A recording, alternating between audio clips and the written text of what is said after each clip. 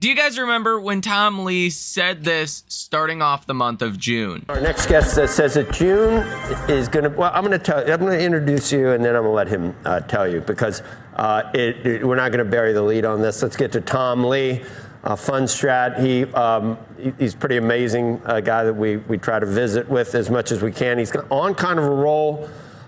He is managing partner and head of research at Fund Strat Global Advisors, also a CNBC contributor. And once again, you're doing exactly what I tell you not to do, Tom, and that is giving a price target and a time frame. Never do both. Never do one or the other, but you're doing it again. So 5,500 on the S&P by the end of June. It's hard not to talk about that immediately. Based on, Tom, lower inflation. That's right. I think there's a fundamental case, Joe, which is inflation is coming in softer than expected, and I think the job market is it's cooling but not weakening dramatically, and I think that's a good situation for equities. And I think that the sell-off in April actually hasn't really been fully recovered, and that's why we expected a rebound in May, but I think that carries over into June, and there's still $6 trillion of cash on the sidelines, and margin debt's still way below where it was in October 2021. So we know investors really aren't that long yet. So I think that comes together this month with a pretty surprisingly robust move higher. I'll be damned. With the S&P 500 up almost 1% today, you are at 5,478 on the SPX. Now, if you're looking at the SPY, which most of you guys do, that would be the equivalent of the SPY at 550. You're pretty dang close to that right now. Give us one more day or half a day like we're seeing today, and you're gonna be right on Tom Lee's target. And I'm fascinated to know what Tom Lee thinks is next, so I will be on the lookout if he does go on last call tonight to discuss exactly that. Because I gotta tell you guys, this is a very historical market. There is like 10 stocks that are doing all of the work for markets, that are pushing the S&P and the NASDAQ higher. Tomorrow, we will get retail sales data that will come out, and that will also be very important, and we'll talk about that in just one moment. But this market is really historical in the sense that you continue to hit new all-time highs, but yet internally in the markets, it's really bad. CNN's Fear and Greed Index is sitting at 43 today, which is in fear territory. And you are hitting all-time highs. The S&P has an RSI of 77.29. Anything above 70 is overbought. You are as overbought now as you were back in December of 2023 when the markets were pricing in 7 rate cuts this year and a soft landing. But if you take a look at the NASDAQ, things get a lot more extreme with the RSI at 82. The last time you had an 82 reading on the RSI was back briefly August of 2020. And I think technically you're actually sitting at a higher RSI now than you briefly hit then. What happened after August when you did hit these extreme overbought levels is the NASDAQ ended up falling about 14% over the next 3 weeks or so following that. Is that going to happen again? I don't know. I don't think so, but we'll see. Eventually, there will be some kind of crazy, setback for markets, but I don't know exactly when that will be. What I do know is stocks are very overextended here, and to get a period of sideways or down trading would make a lot of logical sense, especially given just how bad the internals of our markets are. If you take a look at the percent of stocks trading above their 50-day moving average, you are almost at your lowest point of 2024. Only 37% of stocks are above that 50-day moving average. This compares to the end of December of 2023, when about 86% of stocks were above their 50-day moving average. So that's why the markets internally are so bad. Most stocks, a vast majority, over 60% of stocks, are trading under their 50-day moving average. And yet markets are at all-time highs. I don't know if you will see anything like this again for a very long time. Personally, I've never seen this before in my investment lifetime. And if you guys want my honest opinion, this looks like one of the biggest short squeezes that you have ever seen before. Not on an overall price action basis, but on a nominal basis, shorts are getting blown up with especially this move higher today, 1.5%. in the NASDAQ. Part of this move higher today could be due to the New York Empire State Manufacturing Index that came in at -6. The estimate was -10, which you're still negative. You're still sitting at a very bad number, but not as bad as it could have been. You also had a 6-month bond auction that came in about 1.5 basis points lower than expected. And you have had some Fed speakers today like Fed Harker that came out and were more on the dovish side. But tomorrow's the big day where you have a bunch of Fed speakers, including Fed Collins around noon, Fed Kugler at 1 p.m., Fed Logan at 1 p.m., Fed Musalem at 1:20 p.m., Fed Goolsbee at 2 p.m., and others. But tomorrow morning will be a big test for our markets at 8:30 in the morning Eastern Standard Time when we get retail sales month over month. Last month, retail sales came in at 0%. We are expecting 0.2%. And I think the higher the better. Because the reason market internals look so bad and you only have 37% of stocks above their 50-day moving average is because there is recession being priced into the lower segments of our markets, like the 95% down areas of our markets. The top 5% of our markets is not. That is your big tech. That is your AI. Those are the guys that have really pushed the markets higher in recent weeks. But with 73% of the economy and GDP dependent on consumers spending money, retail sales is a good chunk of that. If retail sales come in good, it's really going to push away some of those recession fears, could give you a broadening out of our markets. But retail sales last month were 0%. So if you come in negative, then that's going to be really bad. That's going to say on a month-over-month basis, people actually spent less money. So I think that will be a massive catalyst coming tomorrow morning that will either push this market to higher levels or give you a sharp drawdown. Retail sales year over year are expected to come in at 2.8%. Last month, they were 3%. That could also be important to watch. And industrial production month over month is expected at 0.2%. Last month, you were at 0%. Same thing here. I think more production is going to be seen as good news. So the higher this number comes in, the better. If it comes in negative, well, that's really bad. You will also get business inventories last month that were negative 0.1%. We are expecting positive 0.2%. You will get Fed Barkin that speaks at 10 o'clock in the morning, the same time business inventories come out.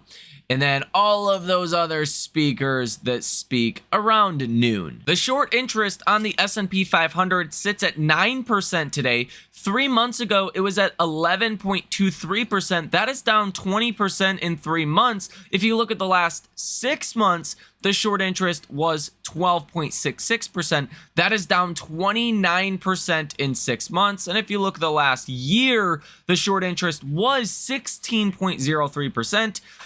And that is down almost 44% in the last 12 months. With a lot of this, I would argue, coming in just the last week or two. I mean, you were at 10, 11% short interest at the end of May. Here you can see today, which is actually interesting, there is 5.15 million shares that are being borrowed on the SPY, covered shares of 2.27 million. So this data is actually reflecting that 2.87 million shares of SPY have been sold short today. So some people are trying to call the top here, which again, let's be honest, with markets this overextended, Yeah, I mean, the top could come any day. As I mentioned in prior videos, you do have Lennar that reports earnings today in after hours, KB Homes tomorrow in after hours, and Thursday, Kroger's and Darden Restaurants, they own Olive Garden and other brands. And then after hours Thursday, you have Smith & Wesson, CarMax, and FactSet Friday pre-market. Here over the next couple of weeks, we will start to get a new round of earnings season, and that will be another big catalyst for markets. The Atlanta Fed GDP Now tracker gets a new update coming tomorrow morning. When you get business inventories, retail sales, all of that, you'll get a new update for GDP, but the current estimate is sitting at about 3.1% for Q2 GDP. Which, if you look at the average estimate on Wall Street, you're at about 2.2%. What's most fascinating about this rally today, despite the internals of the markets being so bad, and you just continue higher at the most overextended level that you have been at since 2020, you have 10-year Treasury yields today that are actually up 6 basis points. What you've seen in recent days and weeks is most stocks, your average stock, has been declining because of 10-year Treasury yields falling. Now, I know that sounds crazy, but investors have been buying 10-year Treasury yields, causing the yields to fall because of recession fears. Today, there's less recession fears, which is leading big tech to go higher, some areas of our markets to go higher, but still, it's not that broad-based. But this is kind of contrary to what we have been used to in recent years, where if 10-year Treasury yields were trading up on any given day, especially 6 basis points, you would expect stocks to fall. Nowadays, when 10-year Treasury yields fall, stocks are falling with them. The JP Morgan desk today says, well, we had thought the market was setting up for a pullback based upon the price action during earnings season, narrowing breadth, reduced HF positioning, and the potential for markets to take some profits given the almost 32% gain in the SPX since this bull run began in October of 2023, 38.6% for the NASDAQ. This has not come to fruition, and the near-term market setup points to another leg higher being more probable than a pullback. The macro data should support this hypothesis into a seasonally strong July. Someone commented and says, capitulation comes before a fall.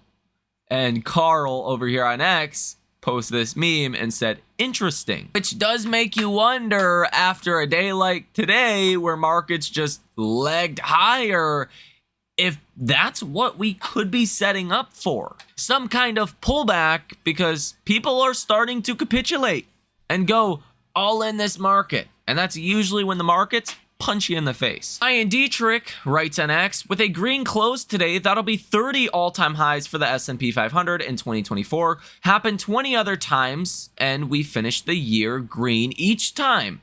Not all that surprising, with an average return of 19.6% and a median return of 19.5%. Game of Trades post on X, tech relative to the S&P 500 has now hit new highs. The ratio is 10% higher than even the peak of the dot-com bubble. That just means tech is massively outperforming the S&P 500. Zero Hedge on X posted this image that says the mother of all mass layoffs is coming. This is a chart of the transcripts of corporate America and the mentions of operational efficiency. Well, what tends to happen when those words come up more in earnings calls, operational efficiency, is you tend to get more layoffs. And you have seen that just start going crazy since 2021, in 2022, 2023 especially, and now 2024, hitting a new high that you have not seen since at least the start of this chart, which was 2005. Fed Harker said this morning, we need to be cautious and want several more months of data, which is all the more surprising that markets are ripping higher today. Leading me to another obvious conclusion, this is most likely just a short squeeze. Again, not all short squeezes lead into disaster, but some do, and I think it is a good moment to be a little bit defensive here. And as Meet Kevin points out on X, 34% of all the gains of the S&P 500 this year are solely due to one stock. That is Nvidia. Again, here you can see bar chart on X that is joking, kind of, probably mind blown the same way that I am.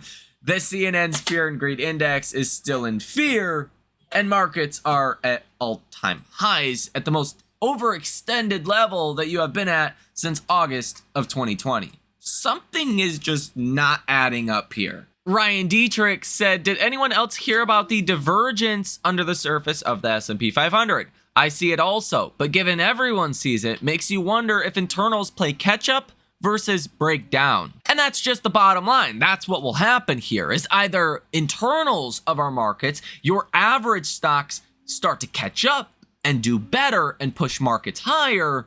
And that only happens if recession fears start to fall in those sectors of our markets and inflation continues to fall and the Fed can start to cut rates, blah, blah, blah. You guys already know the whole bullish shebang. Well, a breakdown happens as you just get so overextended, shorts start to cover, buying pressure starts to run out a bit, and investors start to go short again. It also happens if a recession starts to become more obvious or if the Fed does indeed make an error, in which I don't know if either one of those things are going to happen.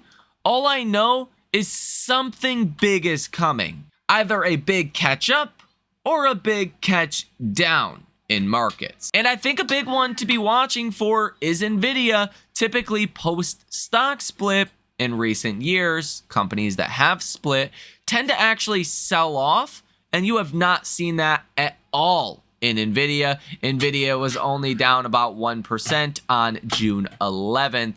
And other than that, it's been pretty vertical for Nvidia as well. Let me know what you think about this information down below in the comment section. Again, I do think it is time to be defensive, to raise some cash, to have a hedge or two on your portfolio. I wouldn't be mad at that.